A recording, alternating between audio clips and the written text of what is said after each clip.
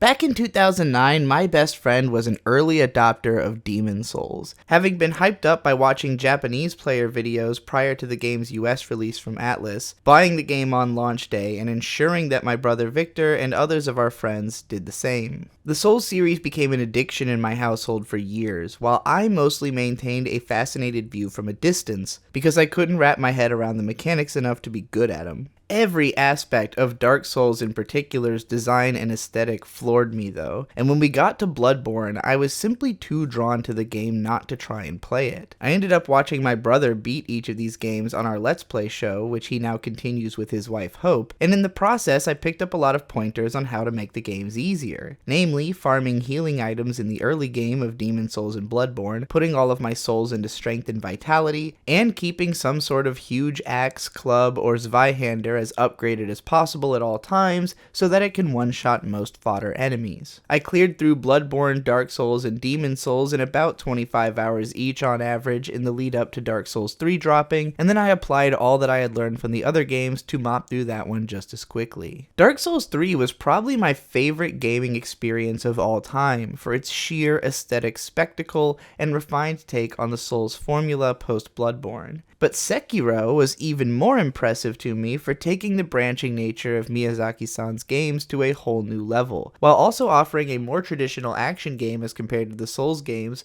with some really exciting movement mechanics. I played Sekiro for like 30 hours and got stuck in 7 different places at once, and I never actually made it more than halfway through the game. Elden Ring's longer development cycle let it become the single most hyped piece of media that I've ever looked forward to. The thought of an open-world Souls game was actually terrifying to me, given how much the exquisite level design has contributed to my love of the franchise. Early trailers were described by viewers as Dark Souls meets Breath of the Wild, and to be honest, I barely peeked at them. What glimpses I saw looked pretty much just like Dark Souls 3, but yellow and with a horse, and I didn't want to learn anything about the game that might undercut my feelings of hype for the thing, as I had let pre-release information do to me for Sekiro to some extent until I played it enough to feel its magic. I won't be saying much else about those other games except to make comparisons here and there, because Elden Ring so thoroughly lived up to the hype that I had for it, and takes so much of what was great about Miyazaki's previous games in a new direction and to new heights, that for me, within the early hours of the game, I was richly instilled with the feeling that this was, in fact, the game I've been waiting for all along. Elden Ring is to Dark Souls as Breath of the Wild is to Ocarina of Time, and there is no question that each of those Zelda games paved the way for each of those Miyazaki Hidetaka-san games. I think there are many gamers for whom Breath of the Wild will still stand as the superior adventure for its sheer breadth and possibility and angle of approach to its sandbox world. Elden Ring's world doesn't try to make a microcosmic scale model of a realistic environment. It is wholly developed around controlling the player experience in as many nooks and crannies as possible so that the world is way more dense than it is just large. This was the trait which I valued in the Souls games, which I most feared could be lost in switching to an open world format, and am most relieved to find intact, and to see how the world of Elden Ring managed to constantly excite and inspire me in a way that took a lot more effort for me to milk out of the aforementioned Zelda game. I suppose it could be said that the appeal of Elden Ring is more direct and immediate, and that it front-loads you with tons of crazy stuff on the expectation that you might never make it very far into this increasingly extremely difficult adventure.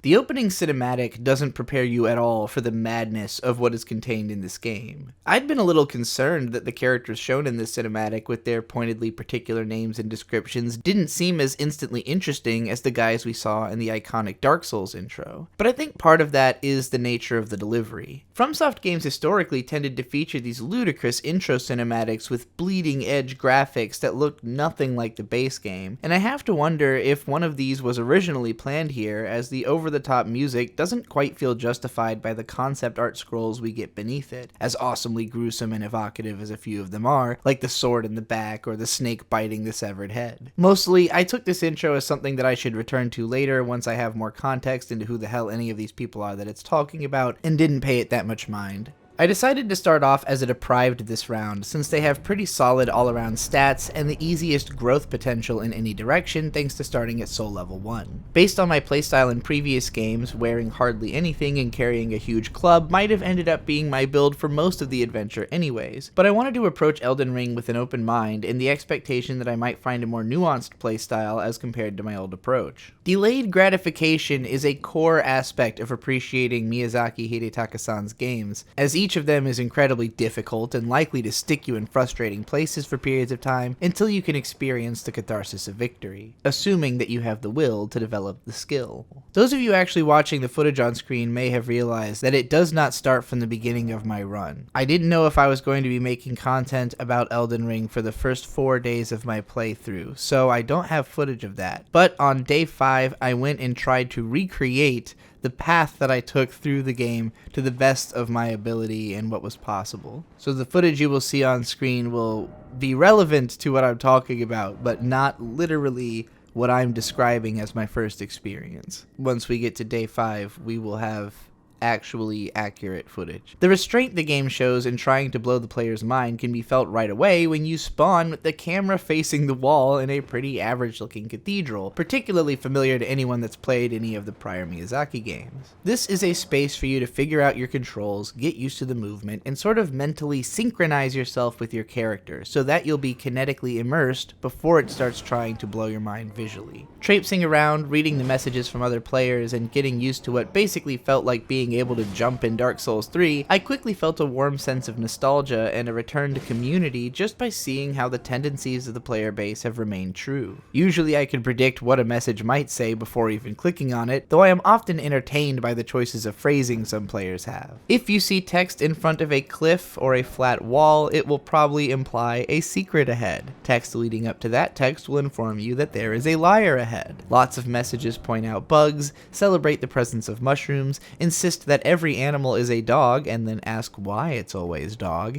and sometimes give you fair warning or advice about how to approach a coming situation. Eventually I passively got used to these messages just being everywhere and only really thinking about them when I'm wondering about the safety or consequences of a coming situation and want to get a sense of what to expect from the messages. Sure, lots of them are trolls, and the voting system is less helpful to identifying those trolls than other people leaving counter messages nearby are, though some of those can be trolls too, but there's usually enough context between what seems to be happening and the collective sentiment of nearby messages and bloodstains to be somewhat useful. I managed to die for the first time just trying to climb the level geography, which it was edifying to realize is yes, often unexpectedly climbable, but usually leads only to rough spots. My next death was to the first boss, which appears almost immediately upon rushing down from the starting chapel, and is surely beatable, but not by me on my first try with no armor and a club, as I went down just about instantly. In retrospect, I don't really know what the hell that opening stage was about yet, beyond the mechanical purpose it serves in getting the player used to the fact of death in this game, and also to the idea that death is less so the end than it is the beginning for a player in this game. Apparently, if you do beat that guy, you just kind of fall off a cliff anyways, so you always die. Much ado has been made about the difficulty of FromSoft games over the years, even though their games were actually way the hell harder before they started up the comparably accessible Souls series that eventually brought them universal acclaim. If you know the Souls games, then you know that most of the initial difficulty comes from the game's esotericism more so than the skill required to beat its challenges. People who play with too much armor, not realizing how much harder it is to try and tank hits instead of dodge them, or people who end up heading into a difficult area without realizing that there is somewhere else they can go that's easier at their level, or anyone who doesn't realize how absolutely crucial it is to keep your weapons fully upgraded, is going to have way more of a struggle than someone who's come to grips with the game's mechanics. Elden Ring has an optional and funnily quite missable tutorial stage that introduces you to all of the game's controls,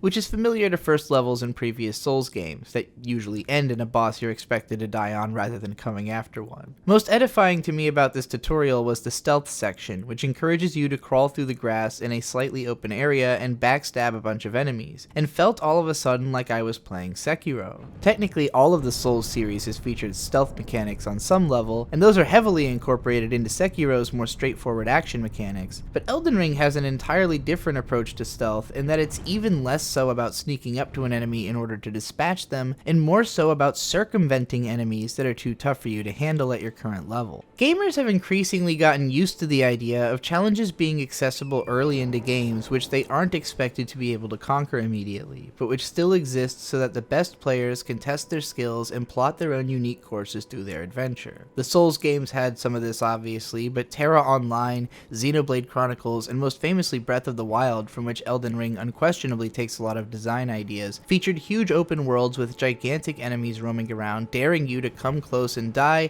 or find another way around. Or get good and beat their ass. When I first arrived in Limgrave and left the graveyard onto the first epic vista showcasing an already insanely big looking game world, and then saw this huge armored up guy on horseback intimidatingly stalking the immediate path forward, the message was clear. You are not expected to fight this dude. The only way to go in the direction that the game is telling you to go is to circumvent the obvious path forward. Elden Ring as a turn of phrase means a lot of things to me as a player. Limgrave's soundtrack, for instance, consists mostly of this low violin drone which itself almost feels like a ringing in my ears with the headphones on, or some kind of siren that keeps me alert and tense almost all the time. I remember how in Breath of the Wild I felt a distinct contrast between the peace and tranquility of adventuring around open stretches of landscape and climbing mountains, and the tense freneticism of battle. Elden Ring seeks to narrow this gap by focusing on combat as the primary gameplay experience, and packs the landscape much more densely with threats. The level architecture is jagged, layered, and intricate in such a way that even though you can always see a vast distance around you, often the next ridge over still feels like a complete mystery. This might be the biggest design difference between that game's world and Zelda's. Zelda tried to simulate a realistic environment which sometimes turns into a linear level so that it can present specific challenges, and it hides secrets all over the place so that players can experience the magic of happening upon something unexpectedly in the wilderness. Elden Ring has plenty of the unexpected, but more of it is on the conceptual level or surprising in the suddenness of its discovery, rather than being surprising that you found something in the place you're looking. Big as it is, Elden Ring feels like it expects you to actually comb over every single inch of it, and is designed around leading you deliberately to everything that there is inside of it. There's just so goddamn much of it, and so much of it is scary in the early game especially, that you're not likely to even be willing to engage with everything, much less find it all. My first time ever playing one of Miyazaki-san's games, when I played the first Boletaria Palace stage in Demon's Souls for the first time, my friend who introduced me to the game was sure to instruct me to turn around right at the start of the stage and investigate the space behind me, whereupon I picked up an item, and my friend exclaimed that this was how you knew you could trust the developers. Because the game started you off with a suspicious amount of space and some destructible architecture behind you, it only stood to reason that some players would be curious about it and go investigate, and then if you got rewarded for your curiosity, it immediately suggests that you can be rewarded for approaching the world in this hyper-investigative way. I've been approaching pretty much every game I play like this, at least at the start, just to find out if the developers are equally, as he put it, trustworthy. There are certain players who probably have little interest in combing over every single inch of the game world and just want to get to the cool boss fights. But for me, the ability to explore these richly realized game worlds and discover all the secrets they have to offer has always been the driving appeal of Miyazaki-san's games, which is why I've always taken the approach of trying to make the combat as easy as possible for myself, whereas some hardcore players are going out of their way to make it harder. Perhaps this speaks to my mild agoraphobia, but when I see a big open space,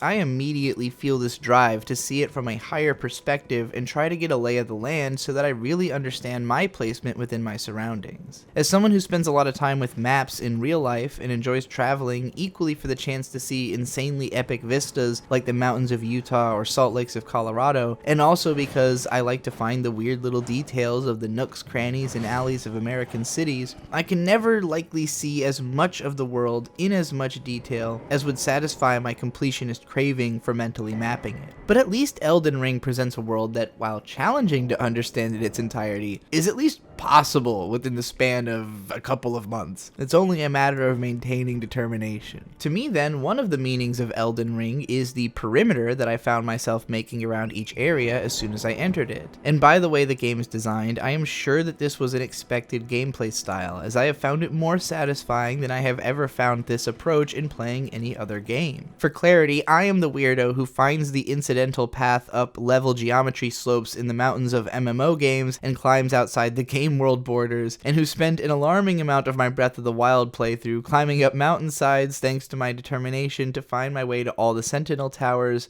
right from the start. Upon exiting the stranded graveyard, talking to the NPC, resting at the Lost Grace, and seeing the tree sentinel, I decided to break southwest and start heading down the cliffs towards the mysterious coastline below. Just to be clear, we're on the same page. I'm not talking about the easily accessible beach to the east, which we will be visiting shortly, but the one to the southwest. Hugging the edge of the map as I moved west from the church, I was immediately impressed with just how extensively the landscape is folded in on itself, ensuring that you can only really see and concern yourself with so much area at a time, which also makes each individual strip of land more memorable and easier to chart categorically, just because less of the landscape consists of lengthy, nondescript sections of emptiness than what you would find in most games bearing the open world moniker, especially with horseback riding. If you've looked at basically any footage of Elden Ring at all, then you've probably seen that there is a gigantic floating golden tree visible in the sky practically anywhere at all times. And it's a testament to the sheer height of the damn thing that you have to make an effort to look at it, and it isn't just constantly blinding your peripheral view like the sun. Considering that the world tree Yggdrasil from Norse mythology is literally the namesake and symbol of my channel, I felt an immediate and extremely deep sense of understanding my goals in this game as soon as I saw the Erd tree looming on the horizon. But we will be able to explore that a lot more as we get further into the game. Also instantly visible are several of the minor Erd trees, which initially gives a similar impression to Breath of the Wild's towers as something that you immediately want to target for exploration. But since they don't reveal the map or serve as much significant purpose in this game as in that one, they quickly took a backseat in my intrigue to facing all those distant cliffside castles, mysterious beaches, and huge enemies with indeterminate power levels. I think I was probably less immediately impressed with being able to see all this chaotically brilliant imagery than a lot of Elden Ring players might be who aren't as familiar with FromSoftware's back catalog. For all the obvious structural comparisons to Breath of the Wild, the aesthetic sensibility of the game is really not very far off from Dark Souls 3. That game presented a world twisted in ruin and bizarre with quirks, even more so than previous games, and while it achieved a lot of its psychedelic properties by remixing elements of the other Souls games, Elden Ring has the opportunity to start off a new property every bit as ridiculously torqued as the later half of Bloodborne or the majority of Dark Souls 3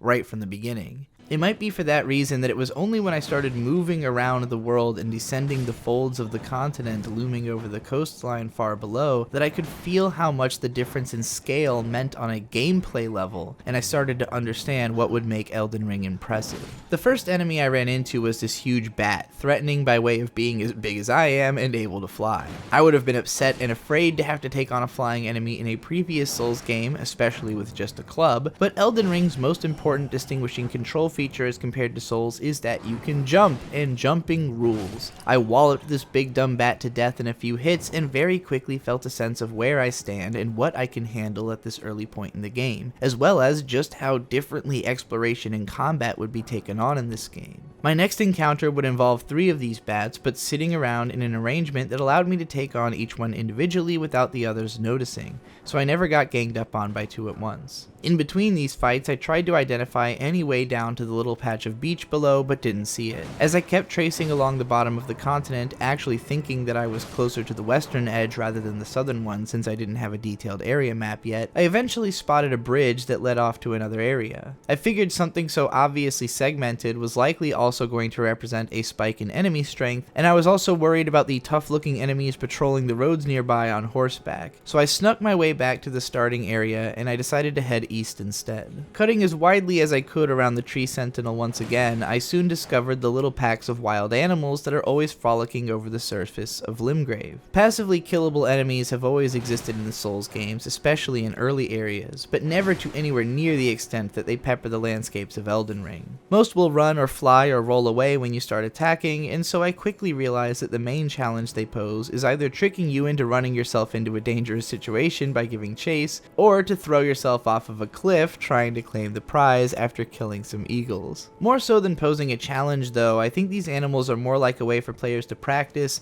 gain their bearings, and be drawn to the nooks, crannies, and edges of the map in their exploration, while having something easily killable to satisfy your anger towards getting stuck on the actual enemies with. They even drop a few few runes, and craftable items, which can help make the game easier for you as well. Because these creatures drop crafting items, and I didn't know what crafting in this game might entail yet, I spent a while just clubbing large animals to death as I scoped out the aforementioned longer eastern shoreline of the continent. I would assume that most players felt comfortable descending to the beach by way of the sloped ruins reachable from the edge of the map only after having gotten the horse, which happens after you've sat at your third site of grace. But because the tutorial at the start required you to drop into a pit from a height that definitely would have damaged your character in the previous Souls games but doesn't in this one, I was immediately curious to test the limits of just how much fall can be absorbed by your avatar alone. The structure of the landscape is constantly tempting you, making you ask yourself if that ledge looks reachable as you search for another, safer looking path to the thing you want to see. I was eager to descend the ruins because it looked really cool, running over the ridges, thwacking penguins, and collecting mysterious ruin fragments on my way to the ground floor. Underneath the ruin, I nervously approached a man seated by a fire with his own horse. Worried that this looked like a boss arena, I read messages nearby advising things like, try backstab, and thought, that sounds like a trick to get me to kill an NPC. And while there are certain NPCs that it's better to kill early in these games before they go and start murking other NPCs, I figured even if this guy was one of those, I probably wouldn't be strong enough to kill him at this point and should probably just talk to him. He turned out to be a merchant, and from him I picked up my first crafting recipe, although I don't think I figured out how to use it yet. Headed up the north side of the beach, I avoided the larger enemies out of fear of discovering how strong this area is supposed to be, and found the entrance to a cave with a lost grace inside it. I activated that and then headed in just a bit until an enemy attacked, and after killing it I decided to save this cave for later because it seemed a little spooky. Further up the beach, I found this streak of white glowing footprint-like marks on the ground, moving in a pattern around a bunch of items. Careful not to cross paths with the glowing tracks, I quickly looted all the items which I could find, saw the northern tip of the shoreline, and started heading back down the way I'd come. Down the south end of the shore stood a bunch of big blobby enemies with messages advising me to kill them with fire, not unlike the phalanx blobs from Dark Souls, and also a bunch of lower level humanoid enemies that I wasn't sure I could take on all at once just yet. Mostly I was curious about the gigantic vertical shaft of swirling wind looking like an obvious jump pad up to another platform of risen earth. I made a beeline for it, bypassing all the enemies, only to find that the wind tunnel only works if you approach it on horseback. Figuring it was about time I went and got the horse, I teleported myself back up to the starting church using the map, and then finally headed over to meet the maiden and get torrented. Arriving at the church of Elleh, I was even more excited to find a crafting table and a merchant selling even more smithing stones, as well as the materials necessary to make crafting possible. I quickly upgraded my club to a +2 and was kind of disappointed on picking up crafting recipes to realize that it didn't seem to be possible to craft original pieces of armor or weapon modifications, but rather mostly items with temporary status effects, which aren't very exciting at the start. Realizing this would cause me to lay back on annihilating every single animal in sight from that point forward, which is probably for the best because there are quite a lot of them. I can't remember if it was my first or second communication with the merchant in which he revealed that the people of his wandering mercantile race are quite defensive of their own, implying that if you were to kill one of them, then every single one would become hostile from that point forward, and it sank in just how deep of a save ruining mistake it could have been to actually backstab the first one.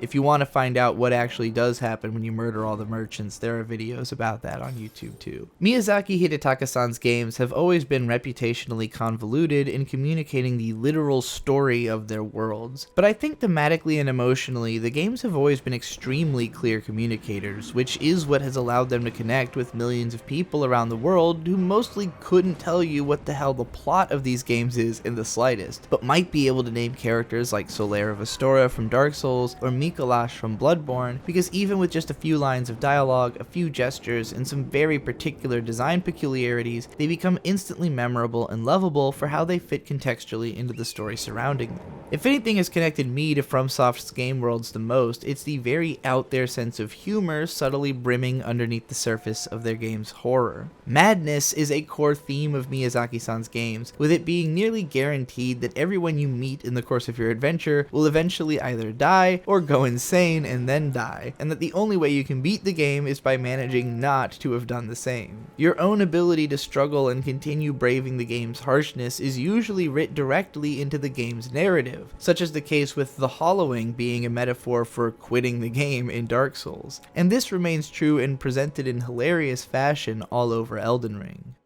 "You are maidenless" was the first line that stuck out to me from this game's script for how bluntly it seems to be teasing the player. It feels like a pre-packaged meme in a good way. The way that the writers of these games have a clear sense of what the audience is going to cling to, and they have an amazing knack for finding new twists on the format of surprise. It's hard for me to really explain exactly what is so goddamn funny about this line in the presentation of the player character's relationship to Melina without going into a deep rabbit hole about otaku culture, so I hope you're ready to head down into a well with me. In Japanese media, the state of the young girl can often be seen as representative of the state of society. You could say that the success of society in itself is framed through its ability to bring a smile to a young girl's face. The smile of a young girl is the young boy's inspiration to become a man and protect that smile. And once the girl becomes a mother, then the spark of her smile is sort of passed forth into the next generation of young girls. However you might feel about this way of almost idolizing the preciousness of a girl's youth as some kind of social pinnacle, you can feel the bleed through of this feeling into all kinds of Japanese culture. From the fixation on teen idols and models, to the presentation of Japan's indomitable spirit in stories like Japan Sinks, always by way of a young woman, or even the insane extent to which the concept of moe completely permeates the core of anime and manga culture. Moe is often regarded as an emergent stylistic trend of the 2000s, when cuteness technology reached a point that shows about cute girls became their own genre, dedicated just to basking in the character designs and their specific fetishistic traits, rather than just being the sort of default protagonist of any kind of genre fiction looking for an audience. The feelings of moe are just as present towards older characters as they are towards newer ones. Animation legend Miyazaki Hayao-sama got started in the industry after having a waifu-level obsession with the main girl from Hakujaden, and his obsession with his own conception of a perfect young girl has clearly compelled the development of a majority of his protagonists. Each one of Miyazaki-san's young girl protagonists becomes the vessel for the values which he wishes to impart onto the coming generations. There is a definite sexual connotation underneath this all, but it's mistaken to look at it just as men leering towards suspiciously aged girls. Women too admire the beauty and cuteness and draw energy from the inspiration of other women, and aren't necessarily any more likely to project themselves onto a moe girl than they are onto the male characters who desire to protect that moe girl. In fact, I think women are generally more willing to project onto male characters than men are to project onto women, which contributes as well to anime's fixation on male protagonists and plentiful feminine love interests. Interestingly, a lot of stories which explore the life of the young girl from edgier, more sexually complicated angles are written by female authors. FromSoft games have always been pretty sexually distant, which only makes sense given the cold, dark, and grueling experience of their game worlds. The thought of sexual satisfaction is just way too decadent to sit with the story of a Souls game. At most, you sometimes get to see a gorgeous, breasty, feminine upper body attached to some kind of horrible monster on the bottom, or a really handsome beast man, or monsters that look like evil vaginas trying to eat you, etc. And even still, this stuff comes up extremely rarely.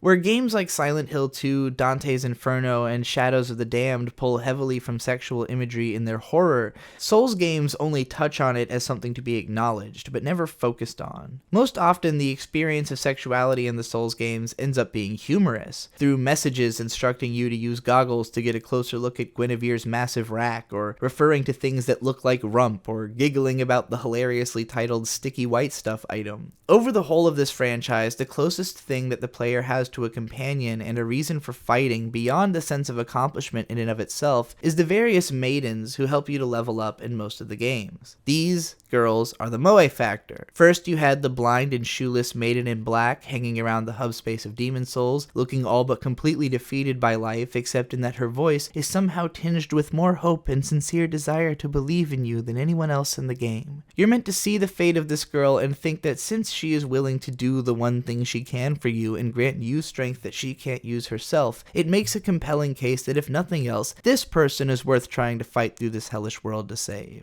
Dark Souls was kind of missing this element, using various mute fire maidens to upgrade your Estus flasks, but never allowing you to really form a relationship with them, which is probably why Solaire ended up becoming the most iconic symbol of positivity towards your adventure in that game's story. Each game since has brought back the idea of a maiden that you visit to level up, though thankfully Elden Ring decided not to force you to teleport to a hub to do it each time, and instead implies that Melina is sort of being spiritually kept on your person, summonable to speak every now and again at certain sites of of Grace. Even still, it is crucial to note that Melina is not your maiden. She has made a temporary agreement to act as though she were your maiden for the sake of helping you out, but she is the one to note in the first place that you are, fundamentally, maidenless. Each of these games has made a subtle effort to ensure that you understand that the maidens assisting you are not your girlfriend or even your personal servant. They always owe their loyalties to a higher power, and their relationship to you can evolve in very different ways depending on how you approach the entire game in earning your ending. To me, the doll from Bloodborne was the most interesting of these level up maidens, as what I consider to be that game's best ending is the one where your goals align with hers to the point that she ends up basically raising you as a reincarnated alien god baby. Melina has all the key factors of other maidens: the implied physical disability of the Maiden in Black and Fire Maidens from Demons and Dark Souls, the same sort of monotone voice that they all have, the allegiance to a higher power, and the subtle sense of mysterious teasing that you got from the doll. Most importantly of all, though, is the way that you interact with her in order to actually perform the leveling up ritual, which is by kneeling and taking her hand. The game itself places emphasis on the intimacy of this gesture by suggesting it is something special for you to be allowed access to. It creates this fascinating subtle tension of symbolism, where you have this very chaste but cutely sort of romantic gesture that only means as much as context says it should. But in this context, the maidenless warrior has a chance to feel the warm light from a maiden's touch, even though she is not the maiden of that warrior. It's all meant to create the sensation that this isn't something you necessarily deserve. It's almost too rich for the like of you, some tarnished, unfit, undead creature. You, intrepid fighter, are meant to endlessly bat the darkness away with your club on a lonely journey to the heart of your purpose, and yet even still you have been given such a blessing, a reward that wasn't even anticipated for your efforts. Everything in Elden Ring flows from the player's will to keep taking a chance on their search for satisfaction. Maybe you'll run into that area to grab that item and it'll just be a dung pie, and then you'll get swarmed by enemies and ended. The most zen player will be satisfied that they at least know what's over there now, and keeps trying to get every single item they find, because they know that sometimes that out of the way trap springing soft glow is actually an amazing item with an attack that makes it so satisfying to just lay waste to the next boss. Melina cannot be summoned to give you her touch just whenever you please. Other games with maidens in the series annoyingly forced the player to teleport to a specific place and sit through a bunch of dialogue every time they wanted to level up, whereas this game, like Dark Souls, just lets you sit down and do it at any site of grace. Maybe we're meant to assume that the maiden's presence is making this possible, but you only have the option to make her physically appear before you on your first visit to sites of grace where she has something she wants to tell you about the area. If you level up while she's there, then she will give you the spiel and take your hand like the maidens from other games. I've gone into all this detail about your relationship to Melina because I think it perfectly encapsulates the game's absurd comedic horror theming. There is something romantic about the thought of the mere touch of a woman's hand being enough to strengthen you through the onslaught of pain that is the Elden Ring combat experience. But that romanticism is instantly tinged with irony when the first thing that woman says to you is the metatextual tease that you are maidenless. It feels like the game is actually making fun of you for the idea that you are so desperate for affection that the mere touch of a woman could have such an effect. It's all a matter of context to frame your character's relationship to their environment, and the developers of Elden Ring know that for the overwhelming majority of players, the context with which they're approaching their interactions with the friendliest face in the game is going to be total desperation for any leg up in strength or knowledge to get them through this brutal experience. My player character for the first run through, Altaria, is designed as a coal-skinned, muscular old woman with a deep-set expression and long white hair in a ponytail. To my character, Melina represents the hope of youth and beauty. Altaria might have had youth long ago, but surviving as a warrior for so long has left her leathery and harsh. Feeling the touch of the maiden's hand doesn't remind her of anything past. It implies the possibility of a better future for the world to keep going in search of. Or something. I assume she's also a big lesbian, but much too old and battle-hardened to be having romantic thoughts about the young Melina. Melina entrusted me with the horse Torrent, which I like that the game doesn't assign a gender to, and so I won't either. Torrent controls like a dream for me, which is to say, as unrealistically as it can without looking terrible. Lots of games feel the need to capture some extra realism by making their horses feel not quite fully in the player's control. While you can't quite turn on a dime on your horse in Elden Ring or come to an immediate full stop from a gallop, the horse otherwise controls very similarly to the player character, and feels way more responsive and maneuverable than any other game horse I can remember controlling. Swap Swapping between on foot and riding is just a little slower than instantaneous, encouraging players to go back and forth consistently at their leisure. Though personally, I've been enjoying the extra speed and ability to circumvent enemies so much that I often struggle to pull myself from the horse until the enemies knock it out from under me. Before leaving the church, I sat at the site of grace and ended up meeting Renna, the big-headed, four-armed witch girl who instantly became the most popular design from the game. The pornography is really out there, folks. Being a witch-themed character myself, with a fascination both for doll part bodies and having 4 arms, I would say she's high on the list of immediately iconic designs for me as well, although I didn't get enough from my short conversation with her to have a clear sense of her personality or motivations. She mostly appears for the sake of giving you the spirit summoning bell and your first assistant spirits to summon in the form of a trio of wolves, which I am afraid to admit I think I will only remember to use once in my first 4 days of the game, which is where I am right now as I write this. Having powered up considerably with my +2 club, my first few levels put into vigor, and the gifts of the spirit bell and the horse, I figured the game probably expected me at this point to head back down to that eastern beach, since the level geography was obviously built to tempt you once you understood the horse mechanics, and the enemies down there hadn't seemed especially tough in that cave. My first time entering that cave, the sudden screech of an enemy in the darkness had shot my lungs up into my headphones, but I ended up killing it easily just by backing it into the light. Knowing what to expect this time, I focused on searching for silhouettes in the darkness as I descended into the cave, and had little trouble dispatching all of the enemies on the way to the boss. I was actually pretty surprised, and would continue to be for a lot of the game, by how short of a level there was between the site of grace and the boss, just because previous games had such a tendency to run you through a gauntlet beforehand.